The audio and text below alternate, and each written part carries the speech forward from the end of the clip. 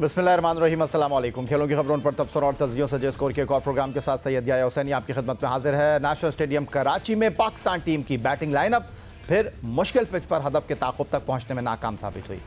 Kiwi कप्तान Kane Williamson ने toss जीतकर पाकिस्तानी बॉलर्स का इम्तिहान लेने की ठानी। इब्तदाई ओवर्स में नेशनल स्टेडियम की पिच का बर्ताव ऐसा रहा जिसमें इब्तदाई तौर पर पाकिस्तानी बॉलर्स को जान तोड़ मेहनत करना पड़ रही थी। डेविड कॉनवे और कप्तान केन विलियमसन की शराकत ने पाकिस्तान को बैकफुट पर खड़ा कर दिया था, लेकिन 21वें ओवर में हारिस सोहेल और मोहम्मद रिजवान ने विलियमसन को एक और ज़िंदगी देकर पाकिस्तान की मुश्किलात में इजाफा कर दिया। न्यूजीलैंड की इनिंग के 22वें ओवर और दूसरी गेंद पर विलियमसन जो उस वक्त 61 रन पर बैटिंग कर रहे थे, हारिस सोहेल ने मोहम्मद वसीम की गेंद पर उनका कैच ड्रॉप कर दिया। 22वें ओवर की ही 5वीं गेंद पर मोहम्मद वसीम ने एक बार फिर विकेट लेने का मौका पैदा किया, जब कप्तान केन विलियमसन के बल्ले से गेंद छूती हुई विकेट कीपर मोहम्मद रिजवान के हाथों में गई, लेकिन विकेट कीपर उसे थाम न सके और 54 रन पर खेलने वाले विलियमसन को एक नई जिंदगी मिल गई। इन ड्रॉप कैचेस की बदौलत दोनों बैट्समैन मजीद 71 रन बनाने में कामयाब हुए। दोनों बैट्समैनों ने दूसरी विकेट पर मजमूई तौर पर 81 रन जोड़े। ये न सिर्फ न्यूजीलैंड बल्कि पूरे मैच की सबसे बड़ी शराकत भी साबित हुई। डेविड कॉनवे ने 109 रन के स्ट्राइक रेट से बल्लेबाजी करते हुए अपने वनडे करियर की दूसरी सेंचुरी बनाई, लेकिन उनकी सेंचुरी के बाद पिच का रवैया ऐसा तब्दील हुआ कि स्पिनर्स को खेलना कीवी बल्लेबाजों के लिए मुश्किल तरीन सामना हो गया। मोहम्मद नवाज ने इसका भरपूर फ़ायदा उठाया और पिच का बर्ताव तब्दील होने की सबसे बड़ी मिसाल केन विलियमसन और टॉम लेथम की विकेटें साबित हुई। कॉनवे और विलियमसन की बड़ी शराकत के बाद ऐसा लग रहा था कि बोर्ड पर 300 से ज़ायद रन का स्कोर लग जाएगा, लेकिन मोहम्मद नवाज के 10 ओवर्स में 38 रन के एवज 4 विकेटों की परफॉर्मेंस ने न्यूजीलैंड को इससे बाज रखा। मगर 262 रन का हदफ भी पाकिस्तान के लिए पहाड़ सर करने के मुतरादिफ साबित हुआ। स्पिनर्स का गेंद थोड़ा ज़्यादा टर्न किया होना शुरू हुआ। पाकिस्तानी बैट्समैनों को घूमती हुई गेंदों के सामने भी सर चकरा गया और इसमें सबसे बड़ा किरदार पाकिस्तानी बल्लेबाजों का डॉट गेंदें खेलना रहा। पाकिस्तानी बैट्समैनों ने मजमूई तौर पर 152 ऐसी गेंदें खेली जिन पर कोई रन स्कोर हुआ ही नहीं, और उनमें सबसे बड़ा किरदार कप्तान बाबर आजम और टेस्ट क्रिकेट टीम के उनके नायब मोहम्मद रिजवान का रहा। दोनों बैट्समैन इब्तदाई 2 विकेटें गिरने के बाद मैदान में आए और पाकिस्तानी इनिंग की सबसे बड़ी 55 रन की शराकत बनाई, लेकिन इस दौरान दोनों ने 67 डॉट गेंदें खेली। इस पार्टनरशिप में बाबर आजम ने 38 और मोहम्मद रिजवान ने 29 ऐसी गेंदों का सामना किया जिस पर कोई रन स्कोर ही नहीं हुआ। मोहम्मद रिजवान ने तो 50 गेंदों पर 28 रन बनाकर सारी जिम्मेदारी बाबर आजम पर डाल दी, लेकिन बाबर आजम भी पाकिस्तान को फतह दिलाने का बोझ उठा न सके। बाबर आजम ने अपने 79 रन की इनिंग्स में 114 गेंदें खेली, जिसमें उनकी डॉट गेंदों की तादाद 64 रही। नेशनल स्टेडियम कराची में दूसरे वनडे के दौरान पिच का बर्ताव स्पिनर्स के लिए साजगार रहा। पाकिस्तान ने कीवी टीम के खिलाफ 3 स्पिनर्स आजमाए, लेकिन न्यूजीलैंड पिच को मैच से कबल समझ चुका था, इसलिए उन्होंने 3 स्पेशलिस्ट स्पिनर्स को शामिल किया और part time spinner Glenn Phillips से भी गेंद कराई। पाकिस्तानी बॉलिंग लाइनअप में मोहम्मद नवाज, उसामा मीर और आगा सलमान ने स्पिन बॉलिंग की, जबकि न्यूजीलैंड की जानिब से स्पिन बॉलिंग कराने में मिचेल सेंटनर, मिचेल ब्रेसवेल, ई सूडी और ग्लैन फिलिप्स शामिल थे। न्यूजीलैंड के खिलाफ पाकिस्तान के 3 स्पिनर्स ने मजमूई तौर पर 24 ओवर्स कराए, जिसमें उन्होंने हरीफ टीम को 108 रन दिए। दूसरी जानिब पाकिस्तानी इनिंग्स में न्यूजीलैंड के 4 बॉलर्स ने मजमूई तौर पर 30 ओवर्स कराए और वहां उनके 4 बॉलर्स ने 114 रन की पिटाई बर्दाश्त की। खेल के मैदानों में मुकाबले देखने के लिए आए हुए शायकीन कभी कभी अपने स्टार खिलाड़ी से मुलाकात के लिए ग्राउंड में घुस जाते हैं, जिसके बाद सिक्योरिटी एहलकार हरकत में आते हैं। पाकिस्तान में सख्त सिक्योरिटी के बावजूद दूसरे वनडे इंटरनेशनल में 2 नौजवान अपने पसंदीदा क्रिकेटर मोहम्मद रिजवान और बाबर आजम से मुलाकात के लिए मैदान में कूद पड़े, जिसके बाद उन्हें हिरासत में ले लिया गया। अब इन नौजवानों को क्या छोड़ दिया गया है या फिर वो पुलिस की तहवील में है और उनके खिलाफ क्या कार्रवाई हो रही है, इस बारे में जानते हैं दूसरे वनडे इंटरनेशनल के दौरान नेशनल स्टेडियम कराची में मौजूद जियो न्यूज़ के नुमाइंदे अतीकुर रहमान से। अतीक, अब क्या तफसीलात हैं इन नौजवानों से मुताल्लिक़? जी आया, दूसरे वनडे में पाकिस्तान टीम तो हदफ तक पहुंचने में नाकाम रही, लेकिन 2 फैंस ग्राउंड में पहुंचने में कामयाब हो गए और उनके बारे में अपडेट यह है कि दोनों के खिलाफ FIR दर्ज कर दी गई थी, लेकिन अदालत में आज उनको पेश किया गया और दोनों को 30-30 हज़ार रुपये जुर्माने के बाद जो है वो रिहा करने का जो है हुक्म दिया गया है। तो दोनों फैंस जो है, मोहम्मद जावेद एक का नाम और एक का नाम मोहम्मद अब्बास जो हैं, वो दूसरे वनडे के दरमियान जो है वो फैंस थे।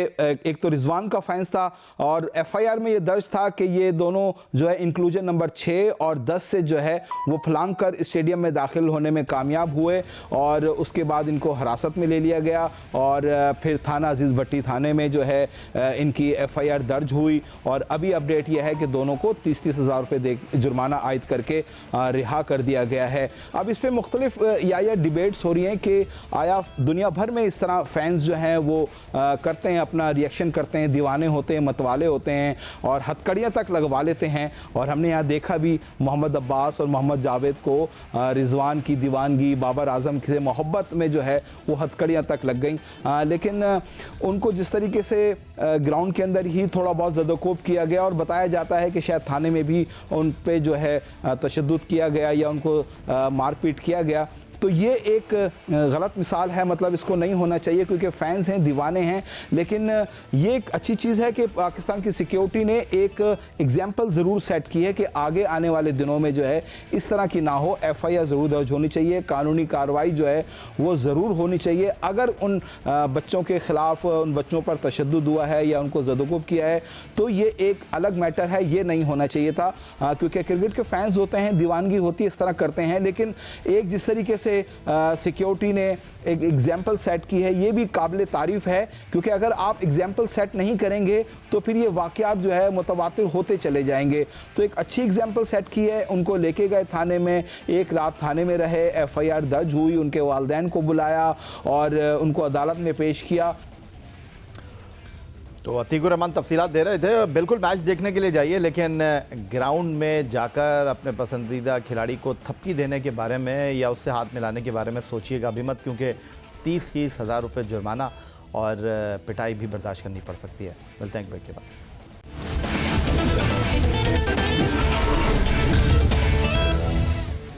लाहौर से टेलीफोन लाइन पर हमारे साथ मौजूद है test fast bowler Aaqib Javed साहब। खुशामदीद कहेंगे आपको। और पहला और सीधा सवाल आपसे मैं ये करना चाहूँगा कि कब तक हम 80 की क्रिकेट खेलते रहेंगे? और 80 की दहाई की क्रिकेट में रन्स कम बनते थे, गेंदें ज़्यादा डॉट खेली जाती थी और दूसरे एक रोज़ा मैच में हमने इसका अमली मुजाहरा देखा और 55 रन्स की शराकत में 67 डॉट बॉल हमने खेली रिजवान और बाबर की शक्ल में और 152 डॉट बॉलें इस मैच में पाकिस्तान के बैट्समैन खेले और मतलब कि 25.2 ओवर में आपने रन ही नहीं बनाए 262 रन के हदफ के ताकुब में। और रिजवान ने इस दौरान 29 और बाबर ने 38 डॉट बॉलें खेली। तो ये आपके ख्याल में ठीक अप्रोच है या क्या कहेंगे आप? देख रहा था तो मुझे लग रहा था कि ये वनडे मैचेस होते क्यों है। अगर आपने उसको भी टेस्ट मैच की तरह बोरिंग कर देना है तो इस तरह से तो फिर लोग क्वेश्चन उठाएंगे कि ठीक है यार टेस्ट खेल लो या T20 खेल लो, ये बीच वाली कौन सी गेम है।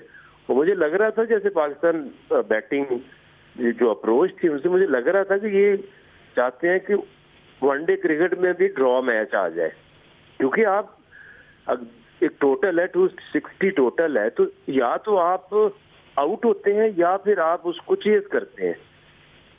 ये मुझे बड़ा अफसोस से मैं कहना पड़ रहा है कि अपने स्कोर करके रैंकिंग में नाम आ जाए, ये हमारा गोल रह गया है। आकिब जावेद साहब, मैं बुनियादी सवाल आपसे ये करना चाहूँगा। रिजवान पर बहुत ज़्यादा सवालात उठ रहे हैं और वनडे क्रिकेट हो, T20 क्रिकेट हो, जो विकेट कीपर होता है वो टॉप ऑर्डर में बैटिंग करता है, लेकिन रिजवान नंबर 4 पर बैटिंग करने के लिए आ रहे हैं। लेकिन जो उनकी अप्रोच है, जो उनके खेलने का अंदाज़ है, अब सवाल उठा रहा है कि टेस्ट टीम से तो वो आउट हो गए हैं, क्या वनडे टीम में भी उनकी जगह बनती है या नहीं?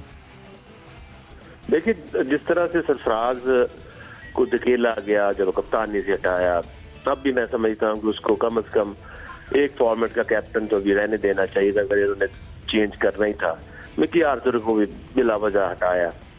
अब वो इतने सालों बाद वो स्ट्रगल करता करता आया है, टेस्ट मैचेस में उसने जबरदस्त कमबैक किया है। तो आपका 2 दिन बाद अगर ODI आए है तो आप उसको चांस देते, अगर एक फॉर्म में बंदा है और उसने प्रूव भी किया है, वो कप्तान भी रहा है पाकिस्तान का, तो फिर उसको अगर खिलाते तो क्या वो रिजवान से बेहतर बैटिंग ना करता आज के दिनों में जो उसकी फॉर्म है?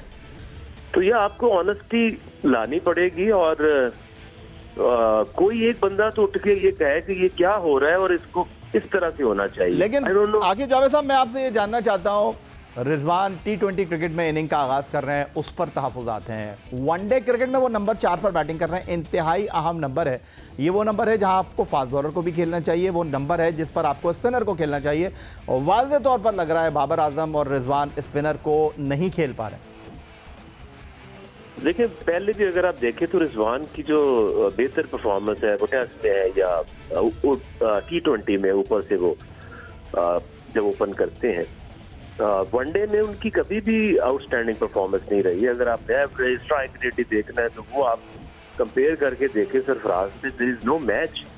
तो आई थिंक ये कुछ चीजें अजीब सी हुई हैं, जैसे शान को वाइस कप्तान बनाया, पता नहीं क्यों बनाया, किसने बनाया, जरूरत क्या थी?